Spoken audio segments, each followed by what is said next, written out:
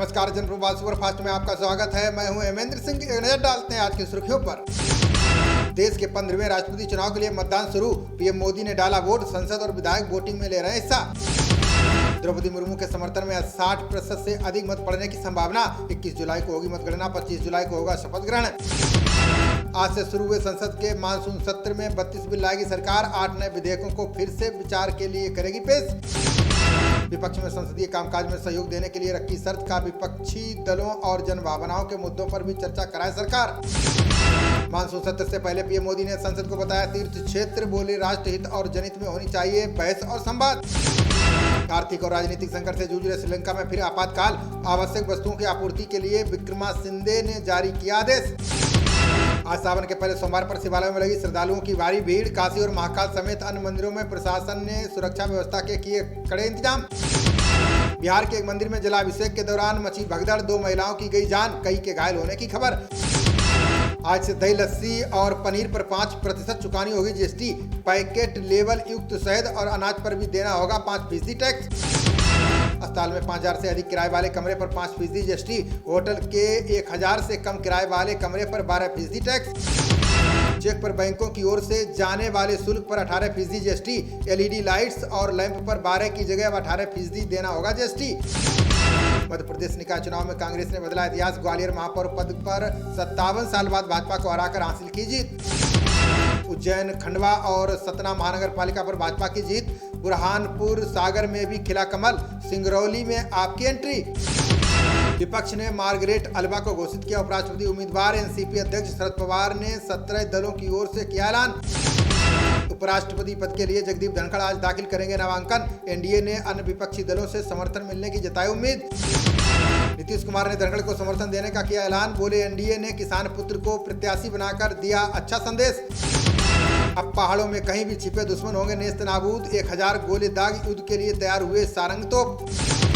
उत्तराखंड में 19 और 20 जुलाई को बारिश के लिए रेड अलर्ट जारी। उफान पर है गंगा और उसकी ज्यादातर सहायक नदियां। लखनऊ के नगराम में पुजारी की बेरहमी से हत्या। 5 वर्षों से मंदिर में पूजा पाठ करते थे राजेश रावत। लुलु मॉल में कर्मचारी रखने को लेकर एक और बड़ा खुलासा। 80% मुस्लिम युवक तो 20% हिंदू युवतियां। मुंबई में भाजपा महिला नेता सुल्ताना खान पर बीच सड़क पर हमला। पति ने पार्टी के कार्यकर्ताओं पर जताया घटना को अंजाम देने का शक। अमेरिका के इंडियाना प्रांत के ग्रीनवुड मॉल में अंधाधुंध गोलीबारी। 4 लोगों की गई जान, 3 घायलों की हालत गंभीर।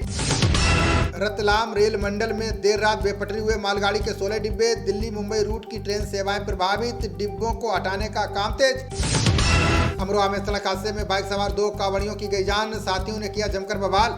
7 बसों में की तोड़फोड़। यूट्यूब पर हनुमान चालीसा को मिले सबसे ज्यादा व्यूज। टॉप 10 में 9 नंबरों पर छाए रहे कई देसी और विदेशी गाने।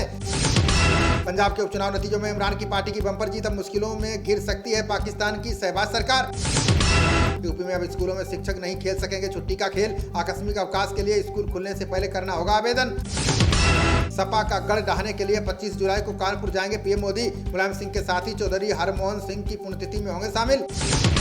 सपा से राज्यसभा सांसद चौधरी सुखराम थाम सकते हैं भाजपा का दामन। कई जिलों के अन्य नेता भी भाजपा में हो सकते हैं शामिल। शादी में कम दिलचस्पी के कारण पारसी समुदाय की घट रही आबादी। अल्पसंख्यक मंत्रालय की रिपोर्ट में 30% वयस्क अविवाहित।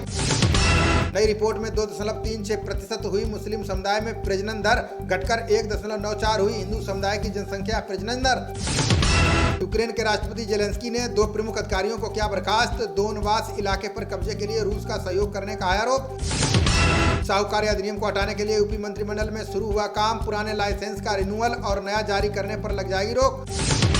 रेलवे भर्ती बोर्ड ने जारी किया आरआरबी एनटीपीसी सीबीएटी की तारीख। 20 जुलाई को घोषित किए जाएंगे परीक्षा केंद्र और 30 जुलाई की होगी परीक्षा। जम्मू कश्मीर के पुंछ में अचानक हुआ ग्रेनेड विस्फोट। सेना के कप्तान और नायब सूबेदार सहित 5 जवान घायल।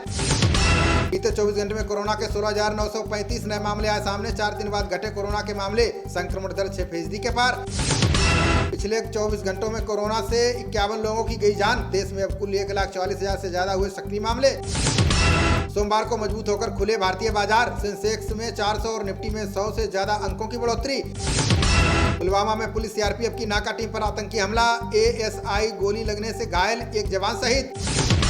कोरोना वैक्सीनेशन में भारत ने बनाया अब नया कीर्तिमान। 18 महीने में 200 करोड़ से ज्यादा हुई कुल टीकाकरण की संख्या। बांग्लादेश के नराइल के लोहागरा इलाके में फिर हिंदुओं पर हमला। फेसबुक पोस्ट को लेकर मंदिर में की गई तोड़फोड़, कई घरों को किया नष्ट। यूपी में 10 आईपीएस और 5 आईएएस अधिकारियों के ट्रांसफर, बवाल के बाद हटाए गए कन्नौज के डीएम और एसपी। दिल्ली सीएम अरविंद केजरीवाल ने पीएम मोदी को लिखा पत्र, बोले भारत का प्रतिनिधित्व करने के लिए सिंगापुर न जाने देना गलत। सहारनपुर से फरार चल रहा खनन माफिया का छोटा भाई गिरफ्तार, पूर्व एमएलसी महमूद अली को मुंबई की अदालत में किया गया पेश। तेजस्वी यादव ने मतदान से पहले एनडीए प्रत्याशी मुर्मू पर कसा तंज, बोले राष्ट्रपति भवन में मूर्ति नहीं, काम करने वाला चाहिए राष्ट्रपति। भूगर्भ जल सप्ताह के दौरान सीएम योगी ने लोगों से की अपील, बोले जल संरक्षण को जन आंदोलन बनाकर यूपी को बनाए खुशहाल। पीवी सिंधु ने सिंगापुर ओपन के फाइनल में लहराया तिरंगा, चीनी खिलाड़ी को हराकर जीता साल का तीसरा खिताब। भारत ने 8 साल बाद इंग्लैंड में जीती वनडे सीरीज, पंत ने तूफानी शतक और हार्दिक के ऑलराउंडर प्रदर्शन ने पलटा मैच। भारत ने तीसरे मुकाबले में इंग्लैंड को 5 विकेट से दी करारी मात। 45 ओवर और 5 गेंदों में 259 रन पर सिमट गई इंग्लैंड की टीम। ऋषभ पंत ने 125 रन की पारी खेलकर बनाया रिकॉर्ड, हार्दिक के साथ मिलकर 5वें विकेट के लिए की 133 रनों की साझेदारी। खबरों का सिलसिला जारी रहेगा, देखते रहिए जनप्रवाद। नमस्कार।